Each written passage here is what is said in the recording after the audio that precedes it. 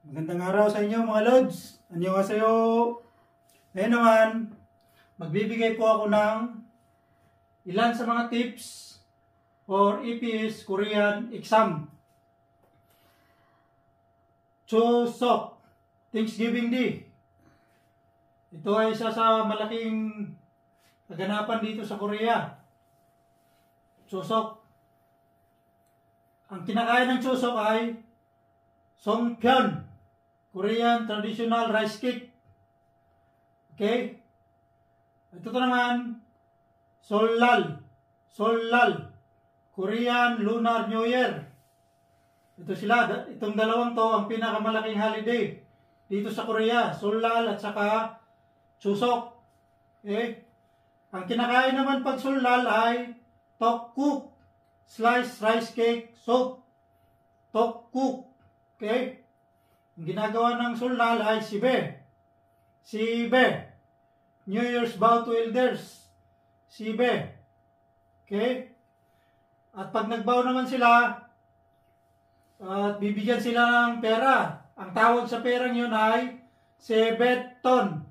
Sebetton. New Year's money. Or money received after vow. Pag nagsibe sila, New Year's vow to elders, bibigyan sila ng sebetton. Okay?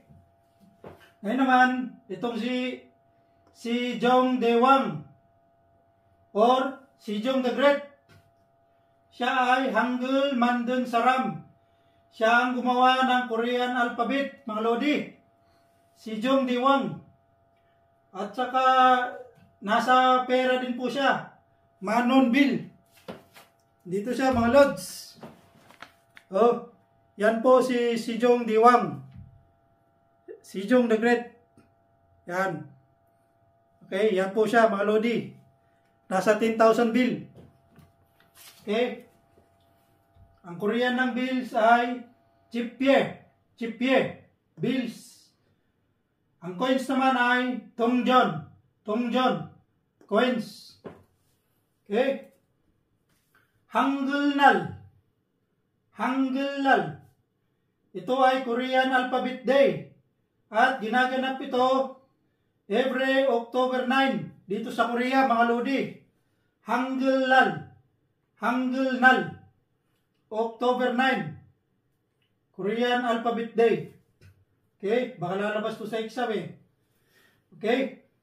Ito naman, Hanguk Chunjeng. Hanguk Chunjeng. Korean War. Ito ay naganap noong June 26, 1950 hanggang July 27, 1953. 3 years. Okay? Hanguk Chunjeng. Korean War.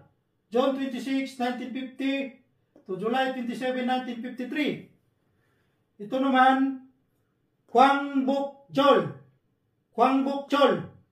National Liberation Day of Korea. Araw ng Kalayaan. Okay? Ito ay ginaganap tuwing August 15.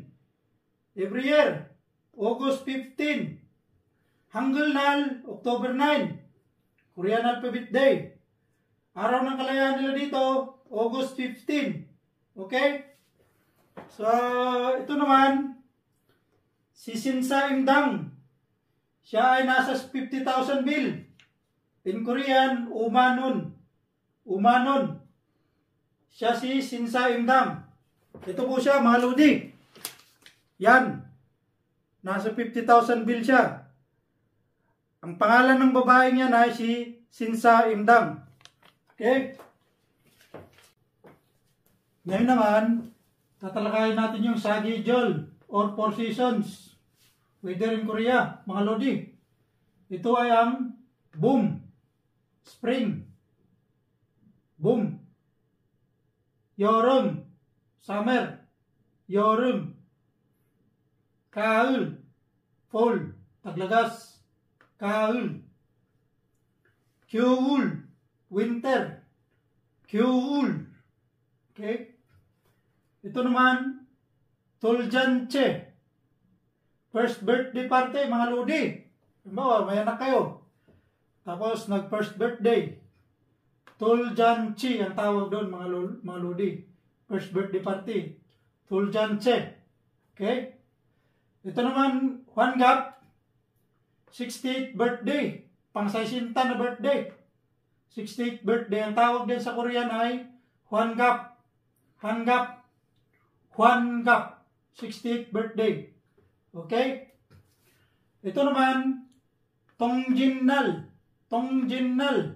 Nabasa ko to nung nag-exam ako. Noon, dyan. Ito ay Tongjinnal. Ito ay nangyayari tuwing December 22. Every year.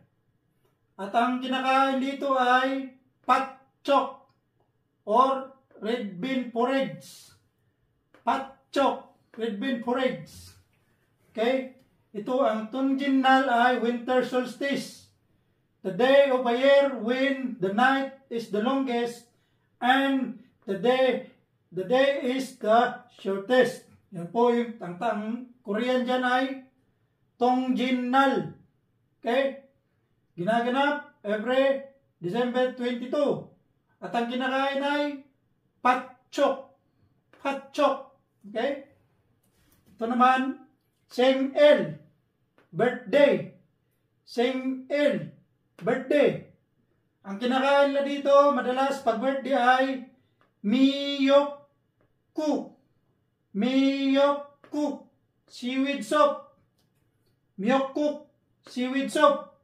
At ang sinasabi nila dito pag birthday ay Singil 축하합니다. Singil 축하합니다. Okay? Happy birthday po yun mga lodi. Okay? Miyokku ang kinakain pag birthday. Yan lang po mga lodi. Good luck sa exam nyo. Sana papasa kayo mga lodi. Maraming salamat po sa inyong panonood.